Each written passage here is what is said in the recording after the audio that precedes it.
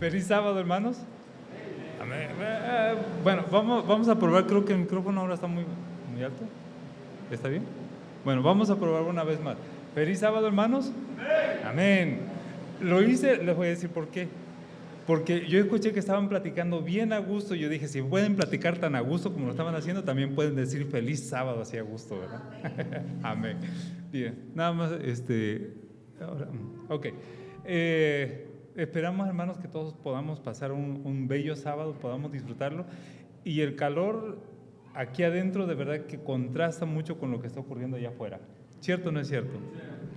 El frío ya se siente bastante intenso, pero aquí yo creo que la camaradería, la conversación que estamos teniendo con nuestros hermanos nos anima el corazón y nos mantiene con ese calor que necesitamos en este momento.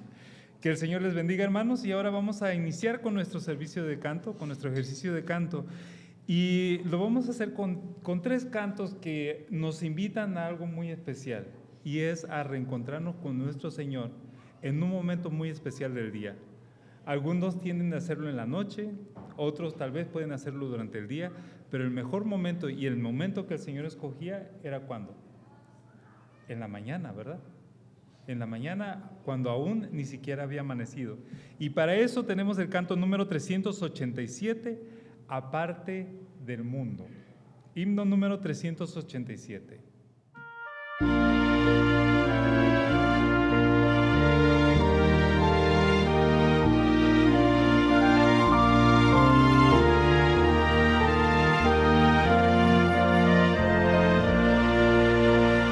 Aparte del mundo, Señor, me retiro de lucha y tumultos, ansioso de huir de escenas horribles, tú el mal victorioso extiende sus redes y se hace servir. El sitio apartado, la sombra tranquila, convienen al culto de ruego y loor. Tu mano divina los hizo sin duda, en bien del que humilde te sigue, Señor. Allí si tu aliento inspira mi alma y llega la gracia mi pecho a tocar, mis labios podrán en tu altar encendidos cantar alabanza, tu gloria sin par. Te debo tributos de amor y de gracias por este abundante y glorioso festín, y cantos que puedan oírse en los cielos por años sin cuento, por siglos sin fin.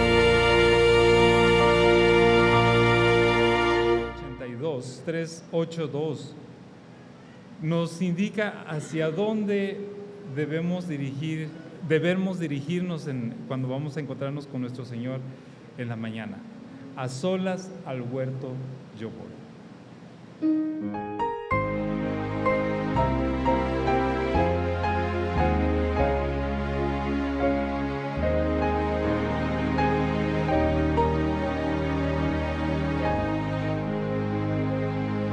A solas al huerto yo voy, cuando duerme aún la floresta, y en quietud y paz con Jesús estoy, oyendo absorto allí su voz. Él conmigo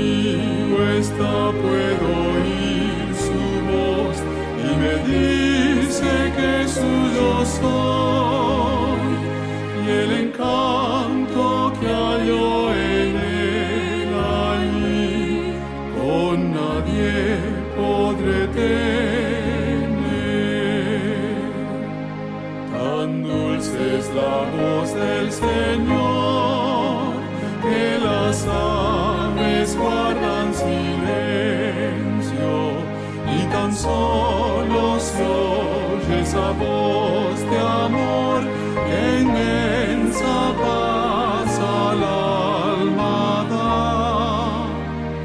Él conmigo está, puedo oír su voz y me dice que suyo soy, y el encanto que hallo en él allí con nadie podré tener. Con él encantado yo estoy, aunque en torno lleguen las sombras, mas me ordena ir y a escuchar yo voy su voz doquier la pena esté. Él conmigo está, puedo oír su voz y me dice que suyo soy, y el encanto que hallo en él allí con nadie podré tener.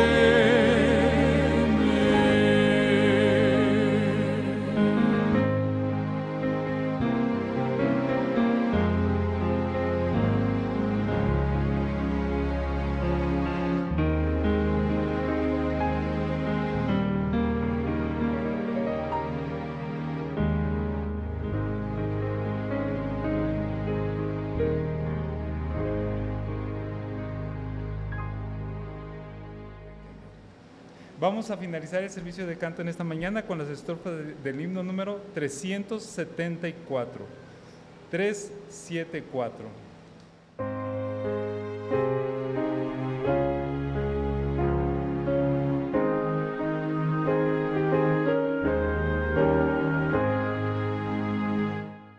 Dulce comunión la que gozo ya en los brazos de mi Salvador.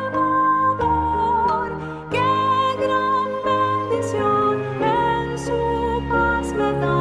Oh, yo siento en mí su tierno amor. Libre, salvo de cuitas penas y dolor. Libre, salvo en los brazos de mi Salvador. Cuán dulce es vivir, cuán dulce es gozar en los brazos de mi Salvador. Quiero estar con él en su eterno hogar, siendo objeto de su tierno amor. Libre, salvo de cuitas penas y dolor. Libre, salvo en los brazos de mi Salvador.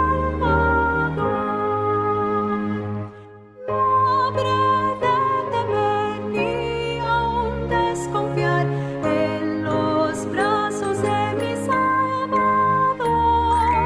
En él puedo yo bien seguro estar de los lazos del vil tentador. Libre, salvo de cuitas penas y dolor. Libre, salvo en los brazos de mi Salvador.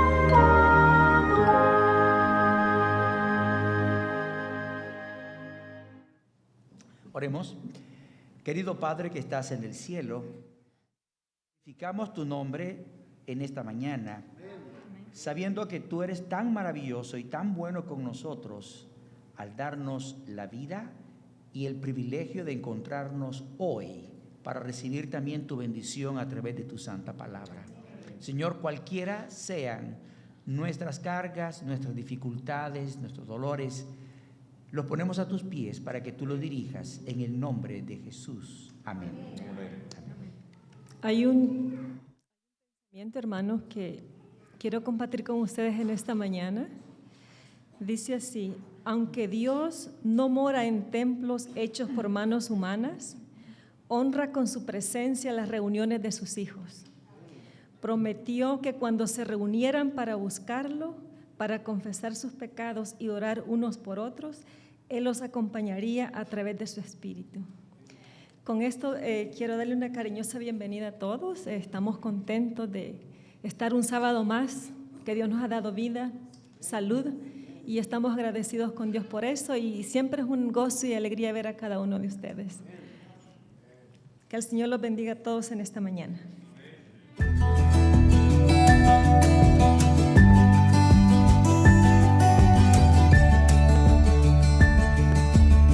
Probad y ved.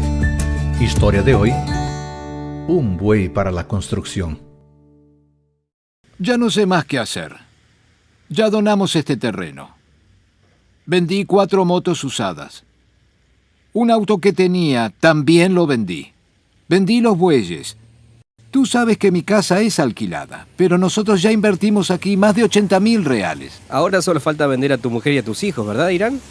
Amigos, y eso ya lo intenté, solo que no hubo comprador. Ya no sé más qué hacer. ¿Cuánto crees que se necesita para continuar con esta obra? Irán, yo creo que con 500 reales podemos trabajar por una semana y con eso podemos avanzar bastante. Hombre, 500 reales es mucho dinero. Pero no te preocupes, voy a poner esto en manos de Dios. Vuelvo después.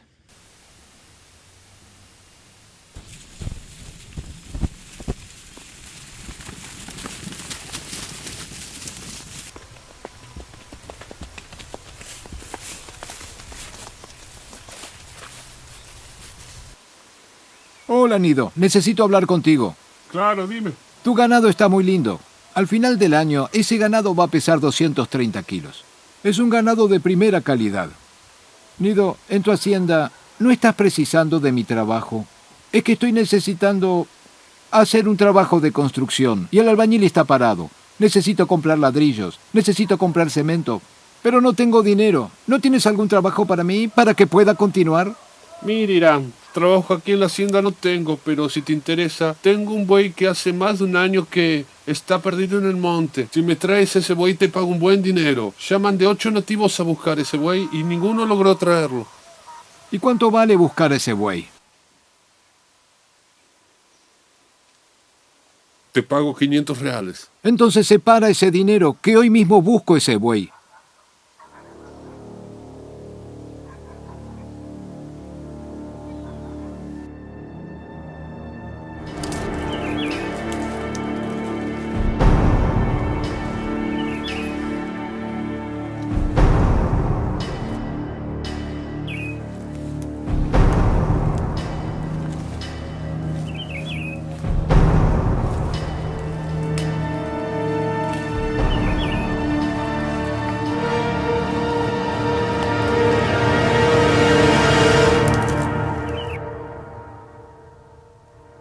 Te encontré.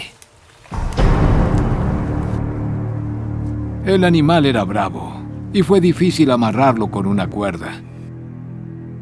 El buey era mío y nada me haría desistir de llevarlo de vuelta.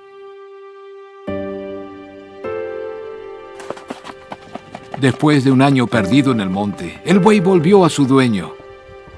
Y yo no paré con la construcción de la iglesia. Mi marido es una de esas personas que Dios separó para una misión especial en la vida. Hace 5 años recibimos un llamado de Dios para construir la iglesia. Está casi lista y será la más bonita de la región. Piso de porcelanato, púlpito de mármol, bautisterio de cerámica, sueño y proyecto nuevo, notebook, salita para los niños y toda la comodidad que debe tener la casa de Dios. Hace 4 años que nuestro Probad y Ved fue grabado. Nuestra historia mostró cómo mi marido, Irán, trataba los asuntos del Señor. Si era necesario, incluso ir a buscar un buey perdido en el campo para ayudar a construir la iglesia, él iba. Él aún es el mismo hombre, determinado que ustedes conocieron. Desde entonces he tenido muchos desafíos, pero no fue necesario ir a buscar otro buey. Con la gracia de Dios estamos terminando la construcción de la iglesia. La fachada ya está lista y falta poco para terminarla. Deseamos que cada uno de ustedes esté dedicado a algún proyecto de la iglesia, pues esto fortalece nuestra vida espiritual. Probad y ved. Y ahora les invito a este momento especial de adoración a través de los diezmos y ofrendas. Que Dios les bendiga.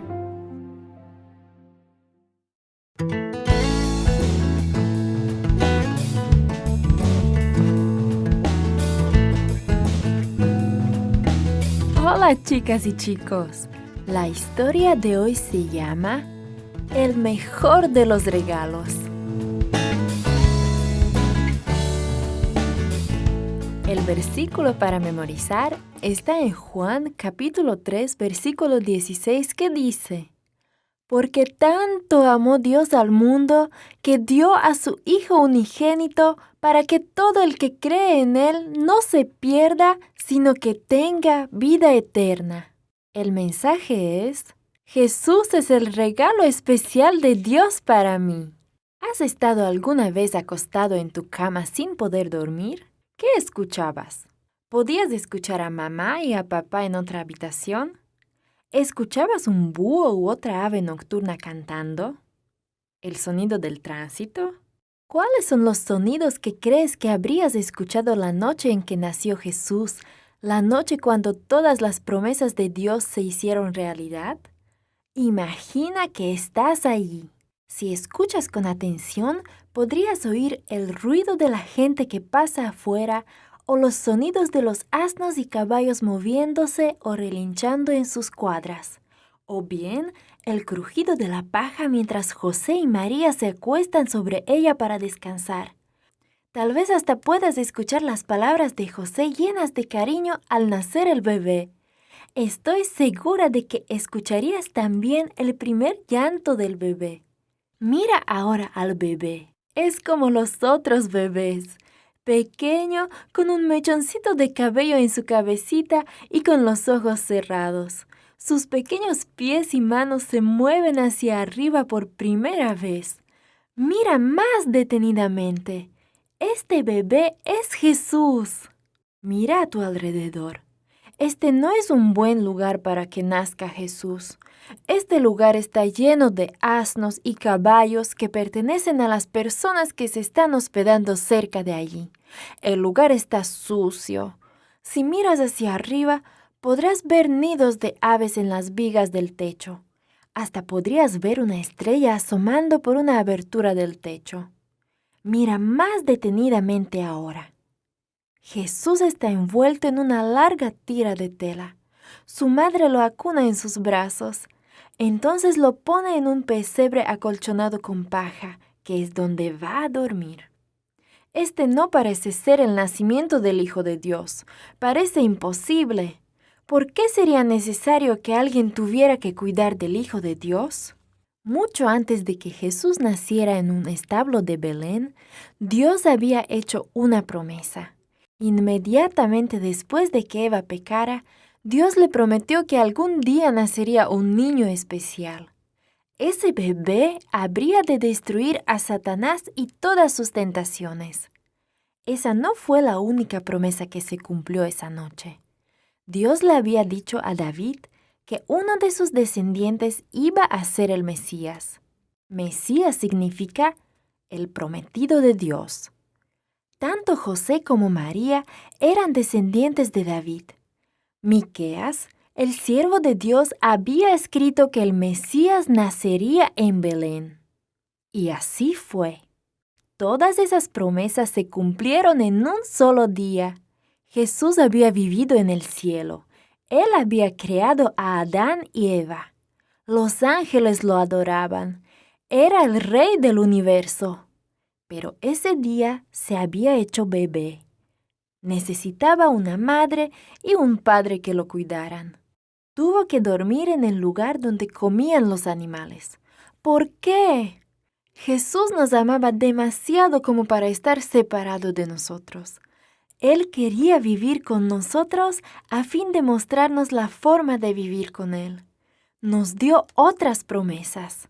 Promesas para todos nosotros. Dijo que volvería otra vez y lo hará muy pronto.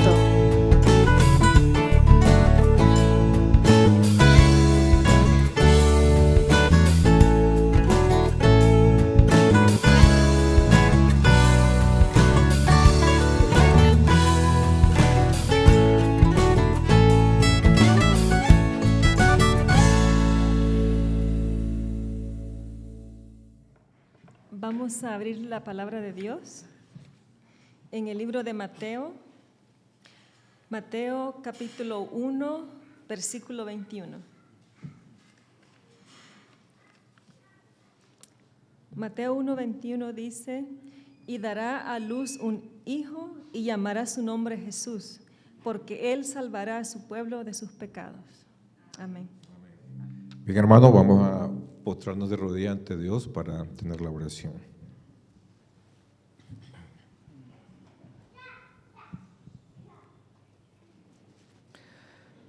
Amado Dios y Padre nuestro, santificado y glorificado sea tu nombre. Estamos aquí de rodillas ante ti, porque tenemos la seguridad que tú estás con nosotros. Gracias, Padre, por tu amor. Gracias por poder tenernos reunidos aquí, Señor, como hijos tuyos, como familia, como pueblo, para adorarte, Señor, y agradecerte por todas tus bendiciones. Perdona nuestros pecados, Señor, límpianos de todo mal. Que tu Espíritu Santo nos prepare de tal forma que las palabras que traes a través de tu siervo, nuestro pastor Bermúdez, puedan cumplir, Señor, el propósito de fortalecernos en la fe y en la verdad. En tus manos de amor ponemos a tu siervo para que sea tu Espíritu Santo el que lo use.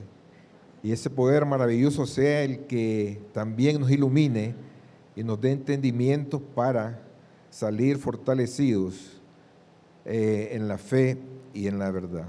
Amén. Bendice tu pueblo, bendice tu obra y bendice tus siervos alrededor del mundo. Amén. Quédate en nuestros corazones, en el nombre precioso de Cristo Jesús. Amén. Amén.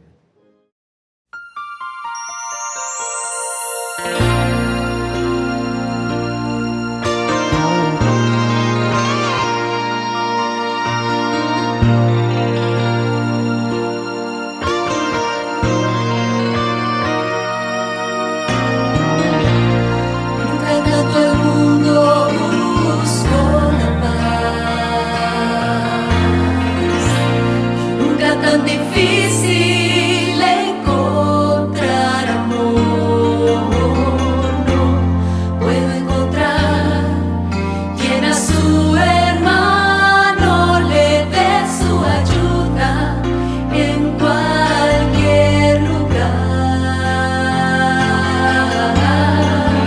Si la bondad ha faltado, es ahora cuando yo la debo mostrar.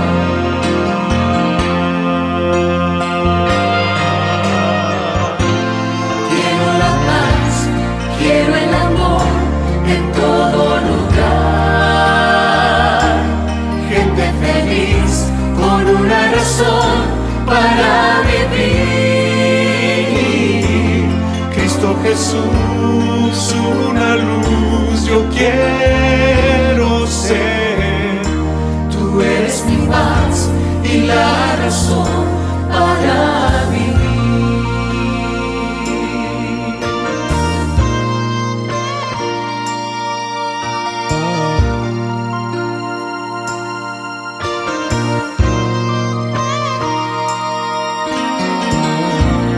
¿Hasta cuándo mostraremos compasión?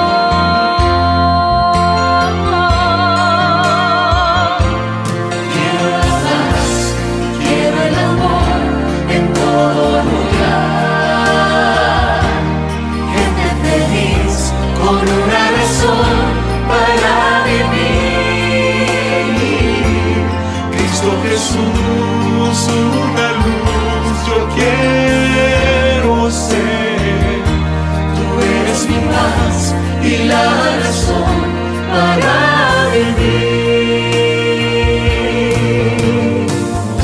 Lleva un nuevo canto, enséñalo a los niños,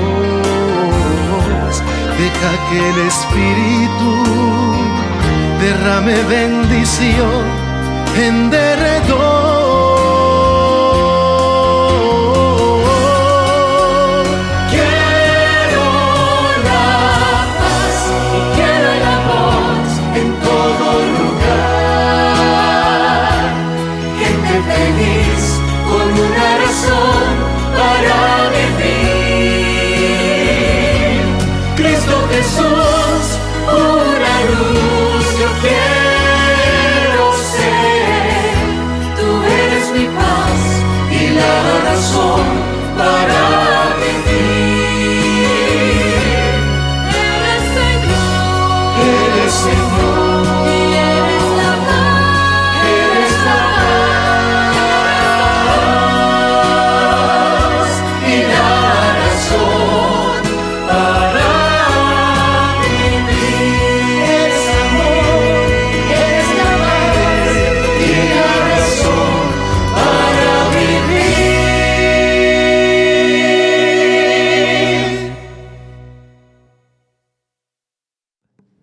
Le agradecemos al Señor porque nos ha dado los cantos, la alabanza, las bendiciones que pueden inspirarnos en nuestra vida cristiana. Hoy también queremos hacer un énfasis sobre lo que es la Navidad. Precisamente este día que nos viene, este sábado 17 de diciembre, queremos tener una cena en la cual queremos compartir con nuestros amigos también, con nuestros hermanos. Así que vamos a estar en ese apoyo especial, recordando también las bendiciones que Dios nos ha dado, como también la misión de parte de nuestra iglesia. Así que poco a poco vamos a ir dando más detalles de esta programación. Tomando en cuenta lo que significa este mes, al presentar y aprovechar los motivos navideños, titulé mi sermón "Cuando el pesebre hizo temblar al dragón". Primera parte. ¿Cuál es el propósito entonces que vamos a ver en nuestro estudio en este momento? Cómo el pesebre, 4 reglas, con unas tablas abajo, un poco de pasto, pudo ser posible que temblara el dragón. Obviamente que no era el cajón, era quien estaba en el pesebre, y este era Jesús. Me gusta mucho un texto hablando acerca de lo que es Dios, y el texto dice así: "Y he aquí yo os envío como corderos en medio de lobos". Me gusta un texto que dice así: "Y he aquí yo os envío como corderos en medio de lobos". A veces los corderos hacen huir a los lobos. Tal vez me hubiera gustado ver el texto de otra manera, que Jesús hubiera dicho: "Os envío como leones al frente de los lobos". Pero ¿qué es un lobo delante de un cordero? Bueno, obviamente que el cordero no tiene los colmillos para poderse defender, y entonces va a estar muerto. Pero cuando Dios habla que el cordero es enviado delante del lobo, muchas veces el cordero hace aterrorizar al lobo, y en este caso el Cordero de Dios que quita el pecado del mundo hizo temblar a Satanás. A veces usted se encuentra que algún niño muy fiel al Señor hace temblar a los que les gusta hacer el bullying. A veces vas a encontrar a alguien que probablemente lo vas a encontrar desprovisto de todas las fuerzas, pero hay un momento que Dios le ayuda. Veamos, por ejemplo, cuando quemaban a los cristianos. La gente le temía a los cristianos, le temía a los corderos, y ellos no temían al fuego. Esto quiere decir de que la palabra de Dios nos muestra cuál es la solución. Satanás quiso destruir y que Jesús no llegara a nacer justo en un periodo de los 4000 años de guerra que él le declaró. Y yo quiero precisamente que nosotros vayamos a la palabra de Dios y que estudiemos los detalles, cómo fueron estas cosas. Dios tenía que escoger una familia. ¿Qué familia tendría que escoger para que naciera el Mesías? El contrincante que iba a pelear contra Satanás. Muchas mujeres habían en Israel. Muchas mujeres estaban en Judá. Sin embargo, Dios necesitaba encontrar una familia que estuviera capaz de recibirlo. Y nosotros nos encontramos en el relato bíblico que fue María y José. Fueron los dos precisos encontrados con el propósito de traer a Jesús. Ahora, si buscamos nosotros en la Biblia, en el Evangelio según San Mateo, en el capítulo 1, versículo 21, la Biblia nos dice así: y dará a luz un hijo y llamará su nombre Jesús, porque él salvará a su pueblo de sus pecados. ¿Qué podía salvarnos de los pecados? Obviamente que quien había introducido el pecado no quería que esto sucediera.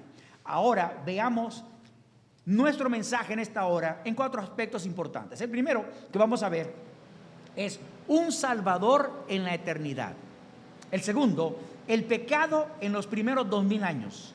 Y el tercero, 2000 años más para la llegada del Mesías. Y el cuarto, el Mesías nace en Belén en tiempos de Roma. ¿Qué tiene que ver con esto? Muy bien, vamos a la primera parte.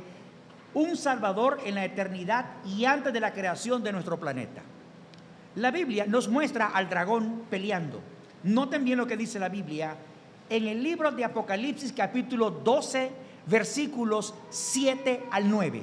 Vamos a ver cómo el dragón peleó antes de la creación y cómo el plan de la salvación se realizó. Noten bien, dice la Biblia: después hubo una gran batalla en el cielo. Miguel y sus ángeles luchaban contra el dragón, y luchaban el dragón y sus ángeles, pero no prevalecieron, ni se halló ya lugar para ellos en el cielo. Y fue lanzado fuera el dragón, la serpiente antigua, que se llama Diablo y Satanás, el cual engaña al mundo entero. Fue arrojado a la tierra y sus ángeles fueron arrojados con él. Entonces, cada vez que veamos la palabra dragón en forma profética, nos estamos refiriendo al mismo personaje que se llama Satanás. Ahora, ¿cómo fue esto? Voy a ponerles aquí una gráfica que significa la eternidad. Donde está este símbolo, y le puse número 1 en la parte superior, representa la eternidad. Vamos a poner acá eternidad. Y de allí en adelante el Señor hace la creación de Adán. Entonces vamos a hablar de este pequeño segmento en este momento. ¿Qué pasó en la eternidad? Ya vimos que Satanás cayó, fue expulsado, pero nos preguntamos, ¿qué sucedió durante esta eternidad que no tiene tiempo? Muy bien, ¿alguna vez has comprado algún botiquín? First Aid, ¿alguna vez lo has comprado? ¿Un extinguidor para incendio lo has comprado alguna vez? Ustedes saben que los extinguidores tienen fecha de expiración. No puedes tenerlos por 100 años. Tienen un tiempo. Pero cuando tú has comprado un extinguidor y te das cuenta que ya se expiró, entonces vas a decir así: wow, qué desperdicio de dinero. Nunca usamos este extinguidor. Nunca se nos quemó la casa. ¿Dirías así? Wow, mira, compramos este botiquín y mira, todavía el alcohol está allí, todavía está en la casa y el algodón. ¡Qué mal! Pero ¿cómo te sentirías cuando dices, tuve que comprar otro botiquín, tuve que comprar otro extinguidor para el fuego? El Señor se preparó por cualquier eventualidad, como lo hacen los bomberos, como lo hacen los que trabajan para la Cruz Roja. Estaba preparado por cualquier eventualidad. Y el Señor prepara el plan. Y noten bien los textos de la Biblia que hablan acerca del plan de la salvación. Romanos 16:25 dice: y al que puede confirmarnos según mi evangelio y la predicación de Jesucristo, según la revelación del misterio oculto. ¿De qué está hablando? Del evangelio. El evangelio oculto desde los tiempos eternos, antes de la creación. Otro texto, Colosenses 1:26, el misterio que había estado oculto desde los siglos y generaciones, y que ahora ha sido manifestado a sus santos. El plan de la salvación estaba realizado y estaba hecho. Otro texto más, Tito capítulo 1, versículo 2. En la esperanza de la vida eterna, la cual Dios, que no miente, prometió desde el principio de los siglos. O sea, desde antes que existiera, Dios ya tenía un plan guardado por si acaso sucedía algo o alguna eventualidad. Otro texto más, Primera de Pedro capítulo 1 versículo 18, y dice: sabiendo que fuisteis rescatados de vuestra vana manera de vivir, la cual recibisteis de vuestros padres, no con cosas corruptibles como oro o plata, sino con la sangre preciosa de Cristo, como de un cordero. Pero qué interesante, Dios está hablando en la eternidad y está presentando a Jesús como el Cordero. ¿Y por qué un Cordero? Un Cordero sin mancha y sin contaminación, ya destinado desde antes de la fundación del mundo, de este planeta Tierra, pero manifestado en los postreros tiempos por amor de vosotros. Entonces, el plan ya estaba hecho.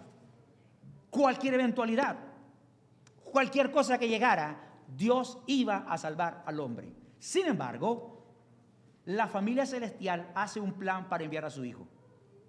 Y en el libro de Proverbios, el Señor empieza a dar lo que ustedes conocen tal vez como, ustedes saben, un rompecabezas. Usted va armando las piezas. Y una de las primeras piezas que podemos ver nosotros, que aparece Jesús con un título divino, es Proverbios 34. Y dice así: ¿quién subió al cielo y descendió? Extraño, ¿no? ¿Quién fue? ¿Quién encerró los vientos en sus puños? Está hablando de un creador. ¿Quién ató las aguas en un puño? ¿Quién afirmó todos los términos de la tierra? Está hablando de un creador. Y dice, ¿cuál es su nombre? Es el libro de Proverbios, es el Antiguo Testamento. Y el nombre de su hijo, si sabes, ¿sabe qué está diciendo aquí? El mismo creador es el mismo redentor. El mismo que descendió y es el mismo que subió.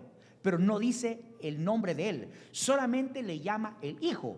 ¿Sabe por qué le llama hijo? Porque hijo es un título. No se trata de un ser creado. El título es el nombre de hijo para que se identifique con la familia humana. Ahora, sigamos viendo. ¿Qué fue lo que hizo el Señor entonces?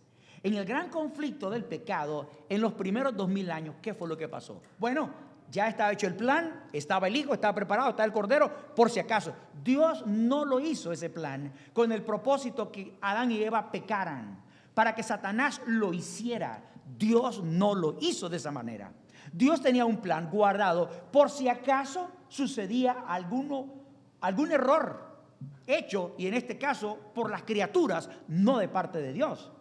Y en este caso vino, sabemos, con Satanás, y Satanás hizo pecar a Adán y Eva. Entonces ahora aparece, Dios crea a Adán y Eva, pero Dios los advierte. Así que el plan y el botiquín no tenía que abrirlo. El extendidor de fuego no tenía que utilizarlo. Los advierte, no se acerquen al árbol. El Señor tenía que resolver el problema con Satanás independientemente. Dios iba a hacer algo con él aparte. Pero si el Señor encerraba al diablo o al dragón, entonces el universo se iba a levantar e iba a decir, ¿y por qué lo tienen encerrado? ¿Cuál es el problema? ¿Por qué tanta cosa tan escondida? Es como que el tesorero del primer ministro cometiera algún problema. Entonces viene el primer ministro, lo manda a encerrar y lo tiene ahí. Y dice, no le vamos a hacer ningún juicio, vamos a atenderlo en la cárcel. ¿Qué diría el pueblo? ¿Qué diría Canadá? Oye, esto lo tiene encerrado por algo, no lo deja hablar. Y este es el caso, no solamente estaba Satanás, sino había una hueste grandísima que lo estaba acompañando en contra de Dios. Y dice el Señor, yo tengo que soltarlos, yo no puedo encerrarlos, yo no puedo destruirlos en este momento. Ahora el Señor los advierte y le dice, mas del árbol de la ciencia del bien y del mal no comerás, porque el día que de él comieras, ciertamente morirás. Y aquí vino la tentación. Nosotros conocemos el relato No voy a dar tantos detalles. Y aquí fue lo que pasó. En los primeros 2000 años, cuando el Señor crea a Adán y Eva, ustedes pueden verlo ahí en la pantalla, ¿qué fue lo que sucedió?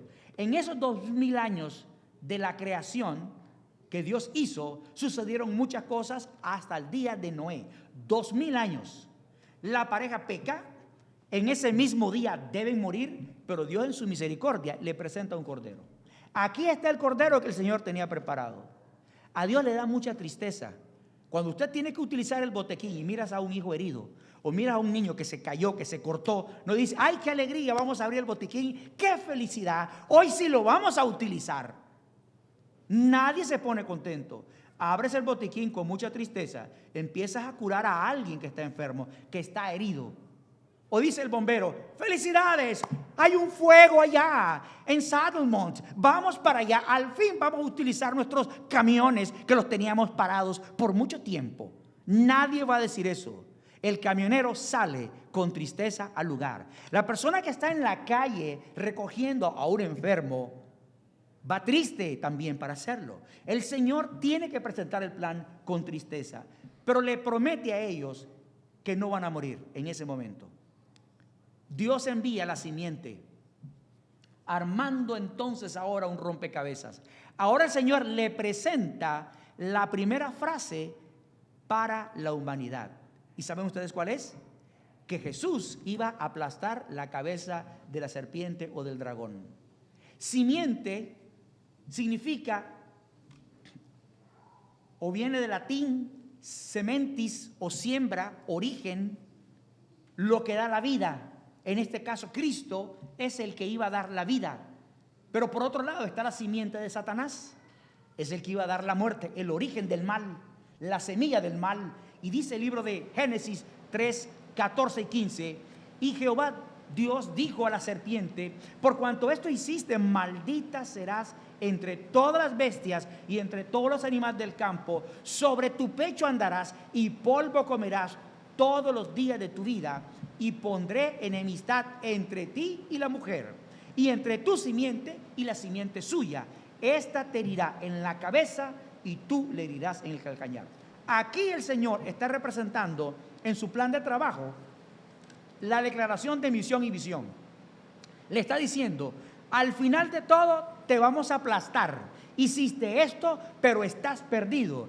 Y de alguien, de la mujer, de su familia, van a ser, y es el que te va a poner a ti el pie sobre la cabeza. ¿Cómo lo diríamos en esta manera? Diríamos así el texto: y pondré enemistad, le dijo el Señor, entre ti, serpiente, y la mujer, y entre tu simiente de serpiente y la simiente suya. Hablando de la mujer, la simiente de la mujer, esta te herirá en la cabeza, y tu serpiente le herirás en el calcañar o el talón.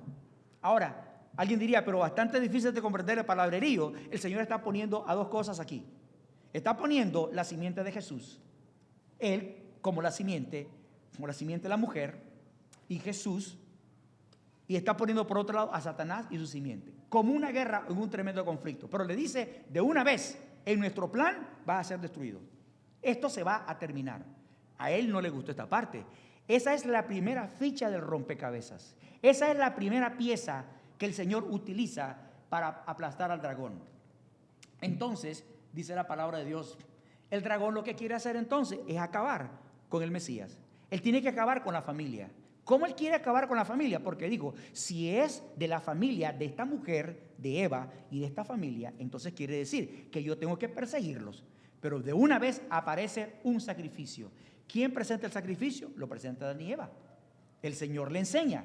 ¿Por qué le presenta un sacrificio de un cordero? Porque el cordero representa salvación por gracia, no salvación por la ley ni por las obras. Ahí desde ese momento ellos están aceptando. Lamentablemente hay algunas denominaciones que presentan de que la ley de Dios se fue puesta en los primeros 4000 años con un propósito, para agarrar al hombre y someterlo, obligarlo, disciplinarlo, meterlo en una cárcel que se llamaba santuario para que hiciera un montón de obras. Sin embargo, desde una vez el Señor está mostrando a Adán y Eva que la salvación es por gracia a través del Cordero, que no valen sus buenas obras. Entonces, ¿qué es lo que sucede? Caín se enoja Caín no le gusta. Caín, cuando él presenta frutas y presenta vegetales, no está aceptando el sacrificio del cordero. No está aceptando que él tiene obras y que él está haciendo las cosas a su gusto. Y en ese momento podemos ver nosotros que Caín mata a Abel. Y Satanás, ¿de dónde creen ustedes que vino todo esto? Satanás no quería que Abel presentara el cordero porque estaba en contra de él mismo. Entonces la ley de Dios nunca fue dada para limpiar nuestros pecados, sino el cordero de Dios que quita el pecado del mundo. Ahora, entonces de la familia de Caín aparece otro tipo de personas. Y noten ustedes algo interesante. Nunca en los primeros 2000 años, noten bien, podemos ver la poligamia tan presentada, tan cabalmente como en la familia de Caín. Caín es el primer polígamo. Él lo introduce y su familia se desvía. Mientras tanto, la familia de Set se hace a un lado. Pero desdichadamente, solo 8 personas se salvan. Vean lo que dice la Biblia. Y Lamec, descendiente de Caín, tomó para sí 2 mujeres. El nombre de la una fue Ada y el nombre de la otra fue Sila. Y Ada dio a luz a Jabal, el cual fue padre de los que habitan en tiendas y crían ganados. Ahora, noten bien, ¿quién estaba haciendo esta obra? Satanás. Él sabía que alguien tenía que salir en la familia, pero él no sabía por dónde. Dios no entregó todas las pistas de una vez. Dios las fue entregando poco a poco. Noten ustedes cómo lo hizo. Viene el diluvio. ¿Y qué pasa en el diluvio? ¿Cuántas personas se salvan en el diluvio? 8 personas. Me pregunto, ¿es que será que Noé no tenía algún primo? ¿No tenía algún hermano? ¿Será que Noé no tenía sobrinos que no pudo convencer? ¿Será que los esposos de estas mujeres que habían conseguido ellos para casarse, será que ellas no tenían también parientes o no tenían suegro o eran solas o eran huérfanos todos? ¿Cómo era? Solamente 8 personas. Interesante, las 8 personas, cada uno tenía su esposo. Nadie entró con 2 mujeres. Nadie. Ahora noten bien, después de la gran destrucción, ¿qué fue lo que pasó? ¿Quiénes eran la mayoría? Los que se perdieron. Y después que salieron del arca, ¿quiénes eran la mayoría? Los hijos de Dios. Eso mismo va a pasar en el día final. En el día final va a decir, ¿pero por qué tenemos una mayoría que se pierde? No te preocupes. Finalmente la minoría se va a convertir en mayoría. Eso fue lo mismo que pasó en los días de Noé. Sin embargo, el dragón lo que quería era corromper tanto a la humanidad y las familias que no hubiera chance para que el Mesías naciera. ¿Qué te parece? ¿Cómo lo miras esto? Entonces la familia de Noé después empieza a multiplicarse, empiezan a salir sus hijos. Pero interesante que de los 8 que están allí, los tatarabuelos o los bisabuelos empiezan a tener hijos con el mismo espíritu de Noé, de la familia que atacaron a Noé, que estaban en contra de él, que no aceptaron el evangelio, y ahora construyen una torre, la torre de Babel. ¿Y por qué hacen la torre de Babel? Para escaparse de un próximo diluvio. Eso es lo que están haciendo ellos. Tienen el mismo espíritu. Noten la lucha que tiene Dios. Dios quiere salvarlos. Ahora noten bien que dijeron ellos: vamos, edifiquemos una ciudad y una torre cuya cúspide llegue al cielo, y hagamos un nombre por si fuéramos esparcidos sobre la faz de toda la tierra. Así los esparció Jehová desde allí sobre la faz de toda la tierra, y dejaron de edificar la ciudad, hablaron otros idiomas y ahora hablamos español. Se habla inglés, se habla italiano, se habla francés, todas las lenguas salieron a partir de aquí. Noten que estos no eran hijos de Caín. Estos eran familia de Set. Estos eran hijos de Noé. Esto era el hombre de la fe. Ahora, ¿cómo es posible que de alguien con esa fe y esa confianza de hacer un evangelismo de 120 años no pudo convencer a los demás? Y hoy tiene este resultado. ¿Por qué? Es la pregunta. Satanás y el dragón no quiere que el Mesías llegue. Y seguimos con parte de la historia. Ahora le vamos a poner 2000 años más. Vamos a ver. Dios llama a Abraham y le dice que tiene que que tiene que salir. Tú tienes que salir de tu familia, le digo. Tu familia te va a hacer daño. No se lo dice así, pero definitivamente Él lo saca del lugar. Y no lo saca con engaño, lo saca para su bien. Y en el camino, noten ustedes, la cosa cambia. Malinterpretación del mismo Abraham, porque muchas veces Dios da las cosas de la forma que nosotros no las estamos esperando. Nosotros creemos que Dios nos bendice, nos ayuda, nos guarda y nos da algunas cosas a nuestro estilo y a lo que nosotros estamos pensando. Dios le dice, ustedes van a tener un hijo. Pero ¿cómo Dios le va a decir a una mujer que es estéril que va a tener un hijo? O sea, es contraproducente. Es que como alguien te diga, sabes que tú vas a crecer 10 pulgadas, pero eso no se puede. Es que sabes una cosa, esta mujer va a tener un hijo. Y cuando va pasando el tiempo y se va poniendo los dos más viejos, pues están más preocupados y finalmente la buena esposa le dice, ¿sabes qué? Creo que mejor que tengas un hijo con la empleada que tenemos aquí. Y entonces nace Ismael. Yo les pregunto, ¿estaba Dios conforme? No. ¿La obra de quién fue? Del dragón. Porque él sabía que Isaac iba a nacer. Dios sabía. Así que Dios no podía aceptarlo. Es una manera como retorcerle el brazo al Señor. Mira, Señor, ahora vete con Ismael. Vamos a ver si de Ismael van a ser el Mesías. Lógicamente que hay algunas doctrinas que creen que Ismael fue el hijo de la promesa. Pero bíblicamente encontramos que Isaac le dice al Señor, no me parece el plan. No es así, le digo yo. No me vas a ayudar, Abraham. No es de esa manera. Y el Señor entonces le entrega a Isaac. Ahora, noten ustedes que esto, ¿dónde sucedió?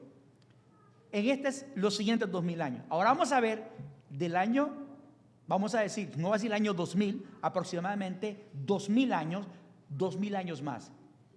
Estos fueron los siguientes 2000 años cuando llega Jesús a la cruz. Ahora, estos tiempos, en la tercera etapa que le puse aquí en la gráfica, es un tiempo difícil. Noten que no ha habido paz. El dragón ha querido obstaculizar el camino del Señor, que Él pueda nacer. Ahora veamos entonces cómo lo quiere desviar. Ustedes saben que el Señor le mostró a Abraham, con la vida de su hijo Isaac, cómo iba a ser el sacrificio. ¿Por qué lo hizo de esa manera? Le hizo para mostrarle que la salvación no es por las obras, sino es por la gracia. Le está mostrando que va a venir el Mesías, que se preocupen, que se preparen, porque el Mesías tiene que llegar y tienes que entender que Él va a venir. Ahora aparece una familia, los hijos de Jacob.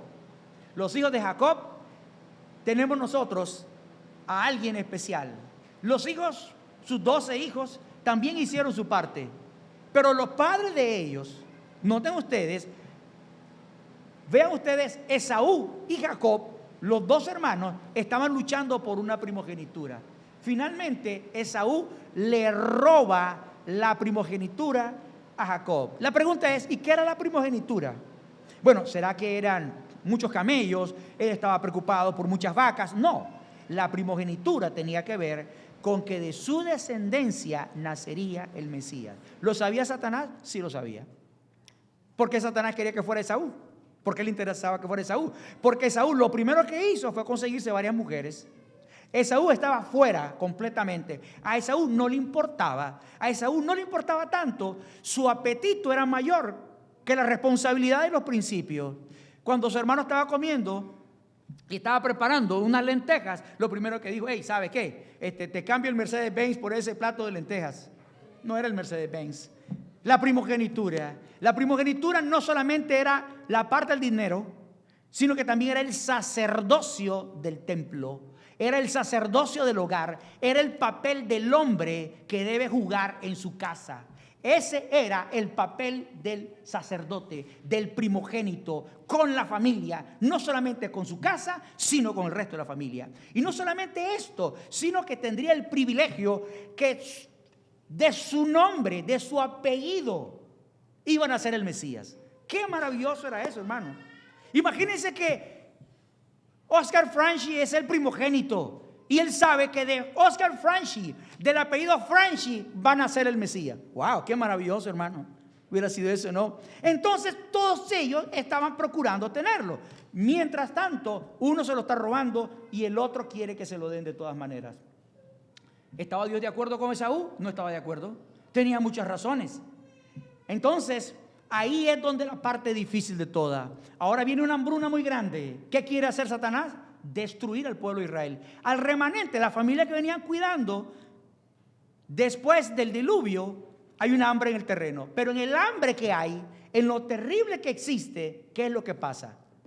José en Egipto se convierte en el caudillo. Y José, en su fidelidad, fue tan grande que si José hubiera fallado delante de Dios, Dios, como es limpio, no lo hubiera utilizado a José. El rumbo de la historia hubiera sido cambiada también. Pero la fidelidad de él es tan grande que el hombre vendido finalmente toma el lugar y se convierte en bendición y salva la posteridad de la simiente. ¿Saben por qué? Porque en la tribu de Israel hay 12 hijos y uno de ellos se llamaba Judá, y de Judá nacería el Mesías. ¿Lo estaba cuidando el Señor? Sí, lo estaba cuidando. ¿Y quién era Judá? Bueno, Judá no era tan bueno. Judá también hizo sus cosas terribles en la vida, pero aquí está el perdón y la misericordia del Señor. Judá no cumplió con los deberes ni principios, y Judá finalmente cometió incesto con su nuera. La Biblia no es un libro de autobiografías para ocultar las faltas de sus hijos. La Biblia presenta las faltas de sus hijos para decirnos a nosotros que hay perdón, misericordia y total olvido. Nosotros los humanos trabajamos mucho buscando diamantes. Y están los mineros sacando los diamantes, puliendo los diamantes. Pero hay muchos que no están buscando los diamantes, están buscando cuál es la escoria, la basura y la tierra que está encima de los diamantes. Dios está presentando a estos hombres precisamente como el gozo que tuvo Él para darnos la salvación y para rescatarnos. Ahora Dios continúa armando el rompecabezas. ¿Y cómo lo hace? En el libro de Génesis, en el capítulo 49, Jacob le dice a Judá que se prepare, porque de su familia de seguro vendrá el Mesías. ¿Quién era el primogénito de los hijos de Israel? Se llamaba Rubén. ¿Y por qué Rubén no llegó a ser el primogénito? Porque Rubén vivió con la mujer de su padre. Cometió incesto. ¿Cómo podría vivir Jacob con su rival en el mismo edificio? Mira cómo es esto. Qué horrible fue para Jacob saber que su hijo había vivido con la madrastra, la esposa de él. Ahora, ¿cómo el Señor toleró esto? Sin embargo, Dios le dijo: no puedes ser el primero, no vas a ser el primogénito. El primogénito llegó a ser Judá. ¿Y por qué dice el libro de Génesis capítulo 49? ¿Por qué? Judá se ganó el valor. Y miren cómo le dice ahora el padre en el lecho de la muerte: cachorro de león, Judá, de la presa subiste, hijo mío. Se encorvó, se echó como león, así como león viejo. ¿Quién lo despertará? No será quitado el cetro de Judá. Ahora se lo aplica a Jesús. Y dice: no será quitado el cetro de Judá, ni el legislador de entre sus pies, hasta que venga Silo. Silo era Jesucristo. Y a él se congregarán los pueblos. Y ahora le dice así, continúa con Judá. Le dice: atando a la vid su pollino. ¿De qué está hablando? Está continuando el Señor armando el rompecabezas del Mesías. Y le dice así: y a la cepa el hijo de su asna. ¿Sabe qué significa esto? Significa la entrada triunfal de Jesús en Jerusalén. De una vez el Señor inspira a este hombre, Jacob o Israel, para que le diga a Judá: cuídate en tu familia, porque aquí de seguro nacerá el Mesías. ¿Qué le parece? Ahora, y dice así, y en la sangre de uvas, su manto, dice, lavó en el vino su vestido y en la sangre de uvas su manto. Sus ojos rojos del vino, dice, rojo del vino, y sus dientes blancos de la leche. Está presentando la alegría y la felicidad que iban a tener. Ahora la pregunta es esta: ¿por qué el Señor no puso todas las piezas juntas? El Señor iba poco a poco enseñándole a Israel, dándole esperanza. Y lo grande de todo es que el Señor escoge a Judá. Ahora viene el Señor, dice, vamos a fortalecer la fe de los hermanos. El Mesías tiene que nacer, y para esto vamos a hacer algo. Vamos a construir un santuario. Y llama a Moisés y le digo, hazme un santuario conforme al modelo que yo tengo en el cielo. Y cuando el Señor le dice esto, esa es una demostración de que el santuario está presentando la salvación gratuita. El santuario no es una decoración, ni la esclavitud, ni un centro turístico de Israel. No lo es. Hoy el santuario en Israel que tienen ellos, no el santuario, sus sinagogas o la creencia o la interpretación del Antiguo Testamento es que esta era una decoración. ¿Por qué mataban los corderos? ¿Por qué mataban las vacas? Bueno, estaban de fiesta, se parece a Thanksgiving, no entendemos por qué se come el pavo. Pero entonces la pregunta es, ¿por qué comían estos animales? Es que el Señor quería llenarlos de la carne, llenarlos de la pan, llenarnos de las hierbas amargas. ¿Qué era lo que Dios quería? Esto tenía un símbolo, y el símbolo era el Señor Jesús.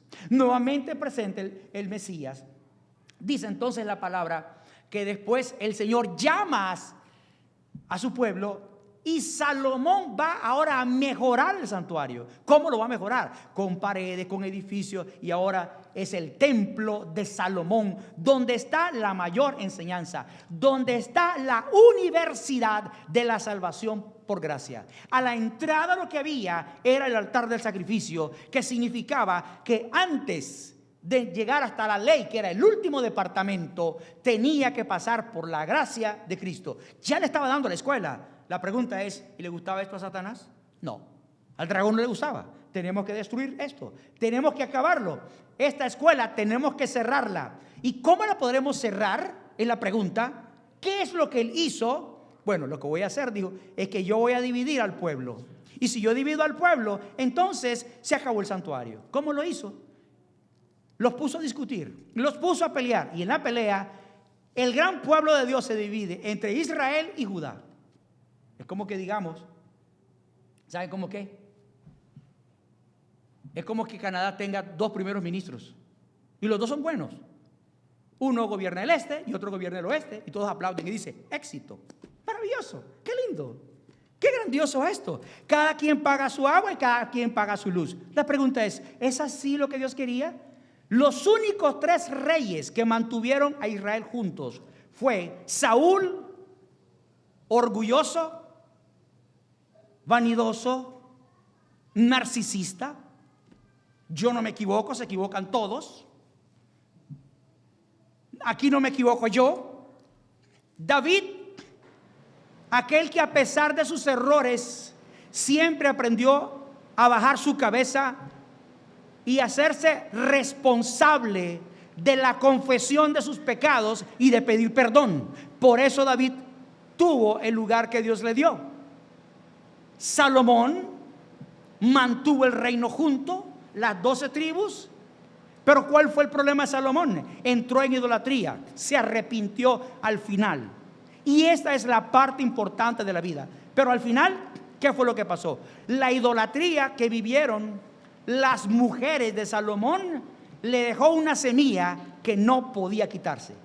Quitaron los ídolos, quitaron los árboles frondosos donde estaban ahí, pero las piedras nunca las borraron.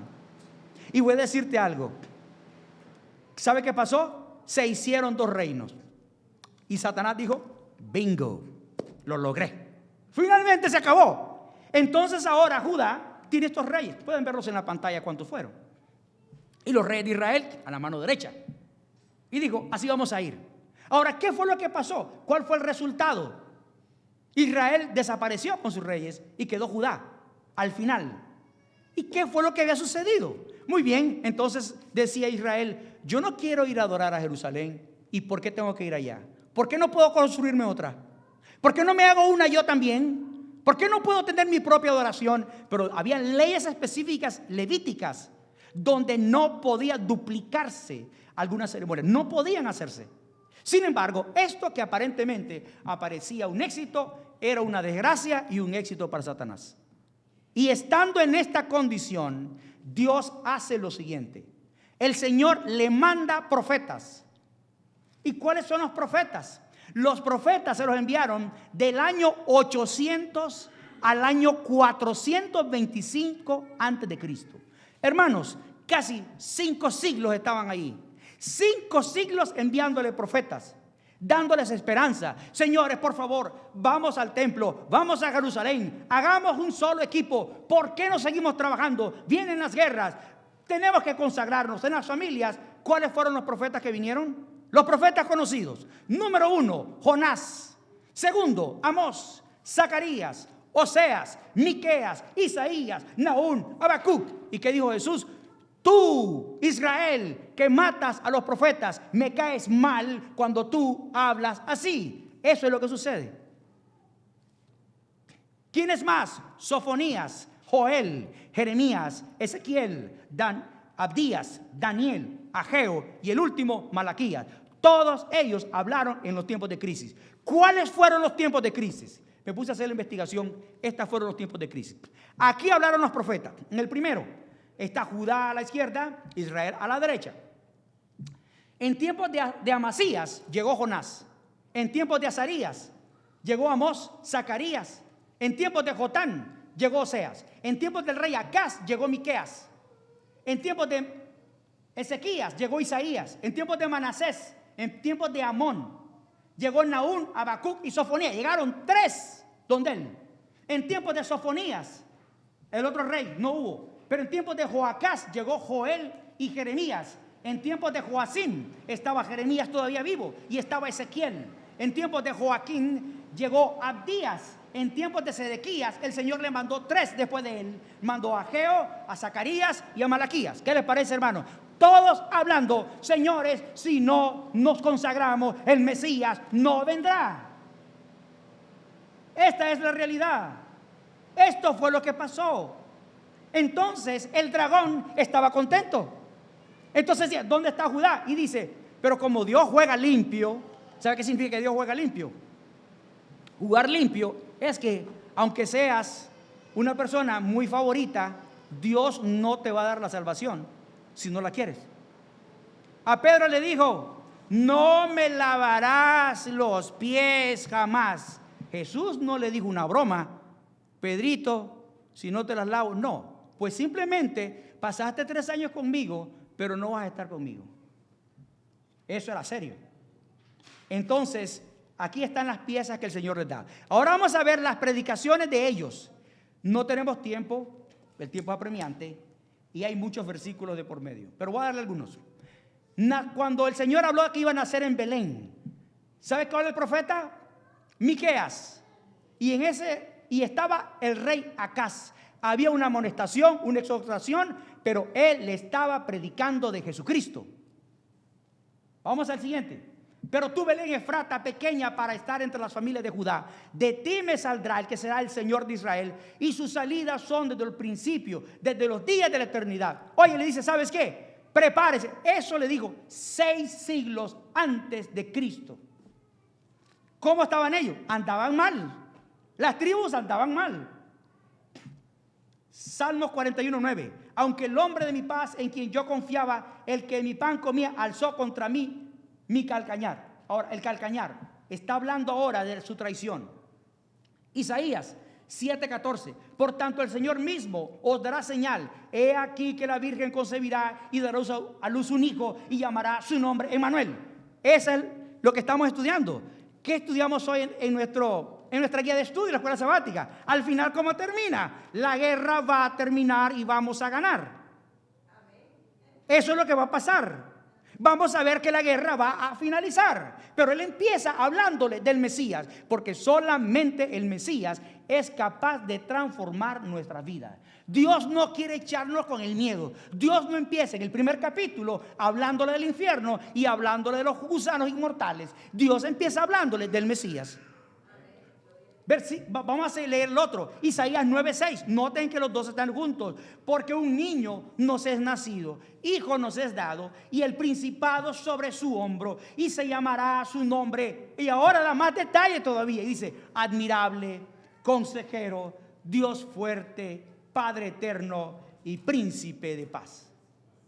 Lo veré más, no ahora, lo miraré más, no de cerca. Saldrá estrella de Jacob, y se levantará cetro de Israel, y herirá las sienes de Moab, y destruirá a todos los hijos de Set. ¿Qué está diciendo este texto? Está anunciando la estrella que iba a guiar a los sabios de Oriente. ¿Qué pasó? Los sabios de Oriente estaban estudiando los manuscritos antiguos. No es que eran judíos, ellos no eran hebreos, ellos no conocían la doctrina, pero les gustaba la astronomía, la investigación. Y en ese estudio estos hombres encontraron un texto, el texto que decía: saldrá estrella de Jacob y se levantará el cetro de Israel. Wow, el cetro. ¿Sabe qué significa el cetro? El reinado de Israel.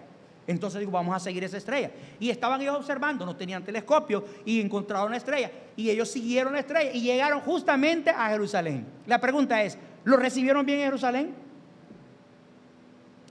¿Conocían que esto existía? Sí, lo sabían.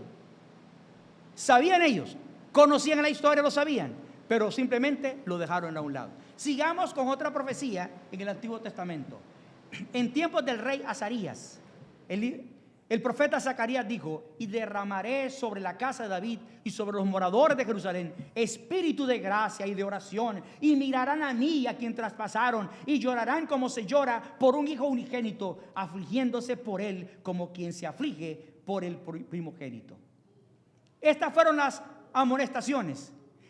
Jesús fue escupido, y eso lo dijo el profeta durante el rey Ezequías, lo dijo Isaías: di mi cuerpo a los heridores y mis mejillas a los que me mesaban la barba, no escondí mi rostro de injurias y disputos. ¿Qué más dijo él? Repartieron entre sí mis vestidos y sobre mi ropa echaron suerte. La descripción del Mesías fue dado siglo a siglo, siglo a siglo, hasta ir construyendo todo el rompecabezas y presentar a Jesús en los 4000 años. ¿Qué le parece? Qué maravilloso es esto, hermano. Pero también el Señor estaba luchando con las familias, estaba luchando con ellos. El Señor lo presenta en Salmos 34:20. Dice que ningún hueso iba a ser quebrado. Él guarda todos sus huesos, ni uno de ellos será quebrantado, dice este salmo mesiánico. También otra profecía más durante el rey Ezequías, Isaías 53:7. Angustiado él y afligido, no abrió su boca, como cordero fue llevado al matadero, y como oveja delante de sus trasquiladores, e inmudeció y no abrió su boca. Luego ahora presenta como un cordero. Se lo dice Isaías 600 años antes de Cristo. Se van ajustando las piezas hasta formar a Jesús. Pero veamos lo que pasó. En el libro de Juan capítulo 7 me llama la atención algo. Noten ustedes un comentario que tenían ellos, del versículo 40 en adelante. Dice así: Jesús sale de una fiesta, y cuando sale de la fiesta hay unos comentarios. Estos son los comentarios. Entonces algunos de la multitud, oyendo estas palabras, decían: verdaderamente ese es el profeta. Otros decían: este es el Cristo. Estaban divididos. Pero algunos decían: de Galilea ha de venir el Cristo. Y aquí viene la respuesta. ¿No dice la Escritura que del linaje de David y de la aldea de Belén, de donde era David, tribu de Judá, ha de venir el Cristo? ¿Lo sabían o no lo sabían? ¿Por qué no le hicieron el baby shower a Jesús? ¿Por qué no fueron donde él? ¿Por qué si lo sabían se quedaron donde estaban? Porque el orgullo estaba herido. ¿Por qué se lo diste a él, no me lo diste a mí? Porque lo saben estos hombres que huelen a ovejas, que huelen a cabras, a estos hombres del monte. Entonces a ellos se los das el mensaje y a nosotros no.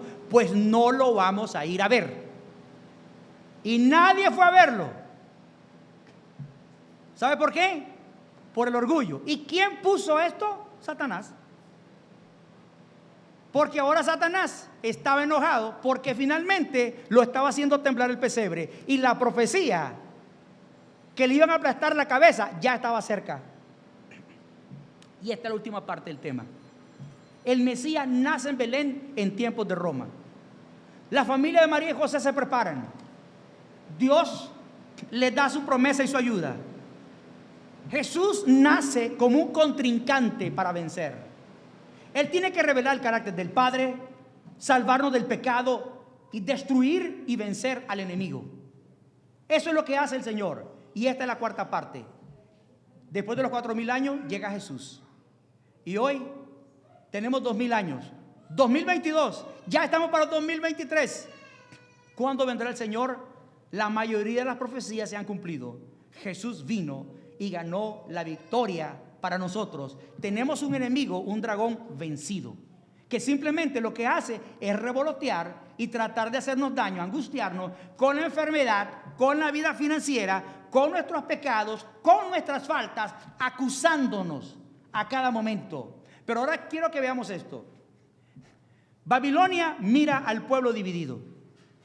Babilonia mira Judá e Israel y dice: Satanás, bueno, no lo dijo así, bingo, es una buena oportunidad.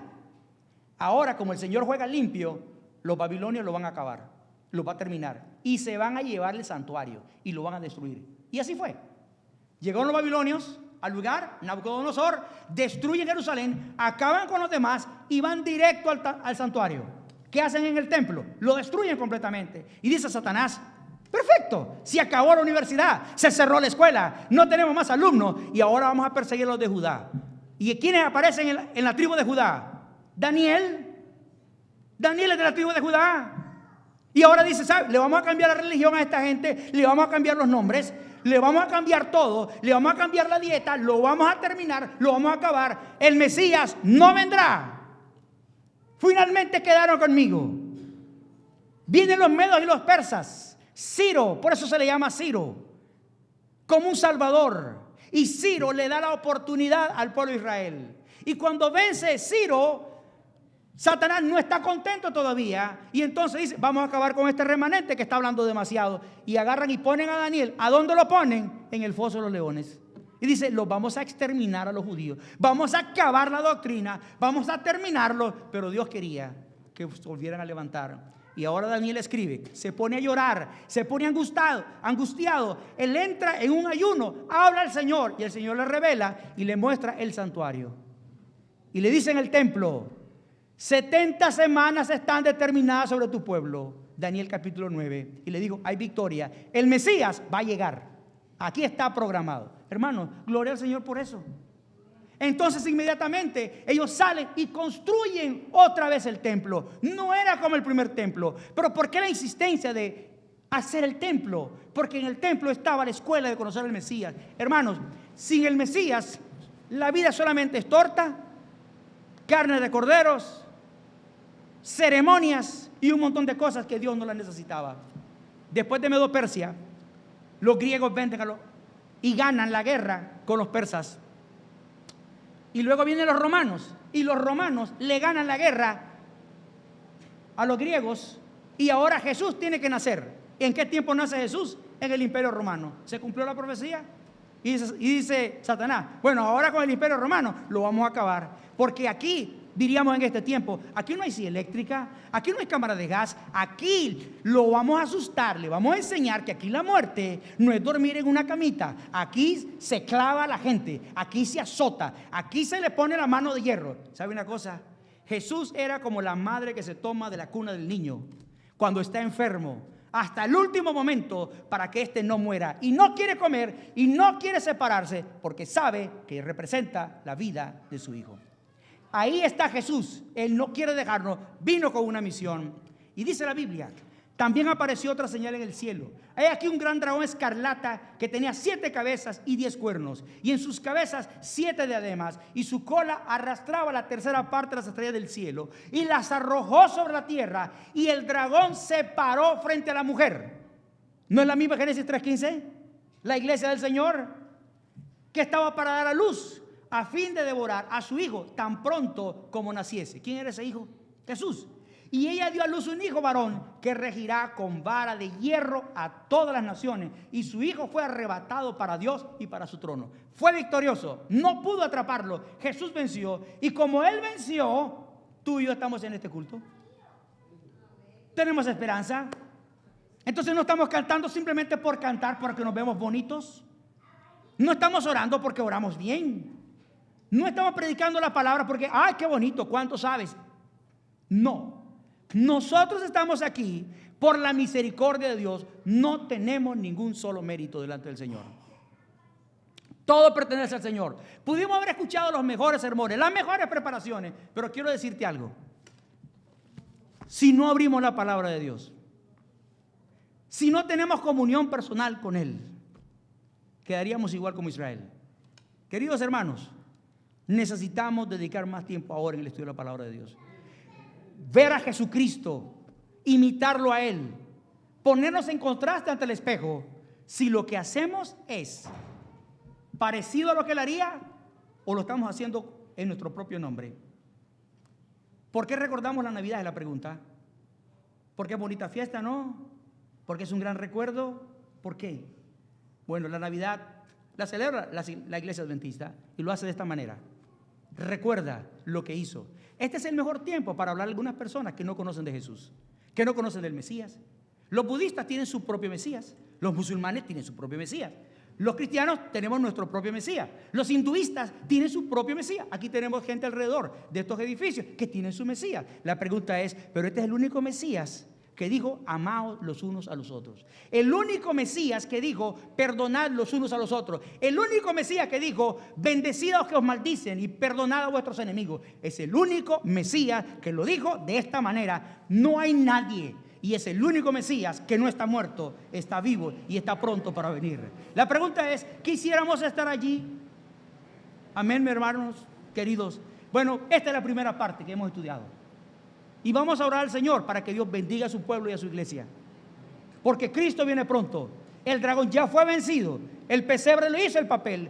Hablemosle a otros también de estas bendiciones. Contémosle a otros. Y quiero decirles que va a inspirar nuestra vida. Nos va a llenar de alegría, de emoción y saber que Él viene pronto a esta tierra para salvarnos. Oremos. Padre amante que estás en el cielo, te damos gracias por la gran enseñanza que encontramos en el pesebre, que encontramos en Jesús, la inspiración. Señor, con cuánta gratitud y alabanza damos a tu nombre, la paciencia que has tenido con nosotros los humanos. Señor, no lo merecemos realmente. Tu misericordia está por encima al darnos todos los días una nueva oportunidad. Queremos pedirte que tú nos ayudes a abrazar esa paz y esa bendición de Jesús en nuestros corazones. Ayúdanos a crecer en Él, ayúdanos a crecer en tu palabra y vivir con gratitud, porque la victoria fue ganada y hoy estamos preparándonos cada día para tener un encuentro contigo cuando vengas por segunda vez. Danos tu bendición y cualquiera sean nuestras dificultades o nuestros temores, o tal vez nuestra esperanza que está débil, nuestra poca fe, lo ponemos delante de ti. En nombre de Jesús. Amén. Amén.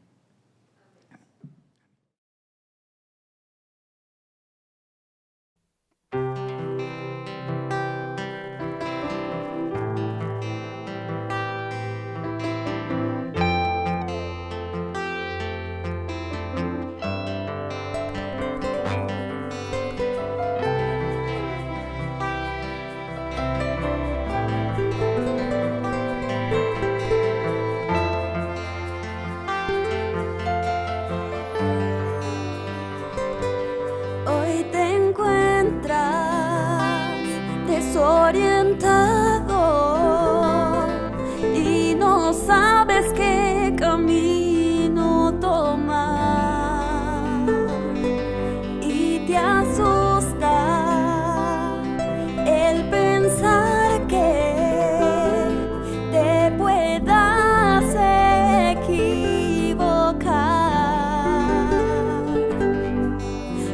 tu Dios nunca te pondrá donde su gracia no te alcanzará. Siempre su amor te guardará. Recuerda que a tu lado siempre está. Doquiera que estés, doquiera que vayas, Dios a tu lado siempre está, guardando tu alma. Doquiera que vas, Él siempre sabrá qué decisión debes tomar. Así aprenderás en su amor confiar donde quiera que vas. Nunca esperes escuchar su voz en el fuego o la tempestad. Dios prefiere que le escuches hoy en la calma y en la quietud. Hoy aférrate a su brazo y camina en sus pasos. Él es el camino y la verdad. Tú puedes plenamente en Él confiar. Doquiera que estés, doquiera que vayas, Dios a tu lado siempre está, guardando tu alma. Doquiera que vas, Él siempre sabrá qué decisión debes tomar. Así aprenderás en su amor confiar donde quiera que vas.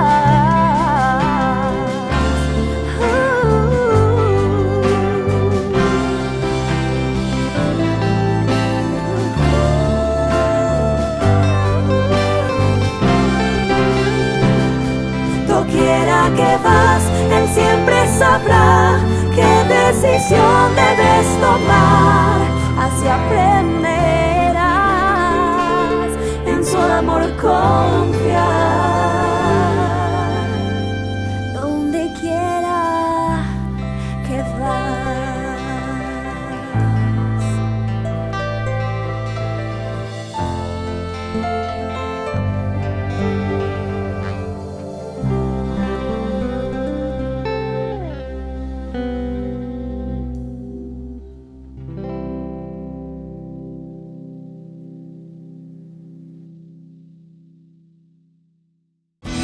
Por mucho tiempo hemos escuchado de la venida de nuestro gran Rey, y muchos son los que han descansado en esta bendita esperanza también.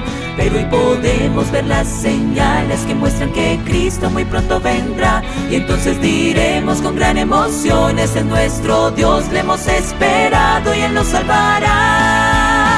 En las nubes vendrá, con gran poder y gloria, en las nubes vendrá, nos dará la victoria.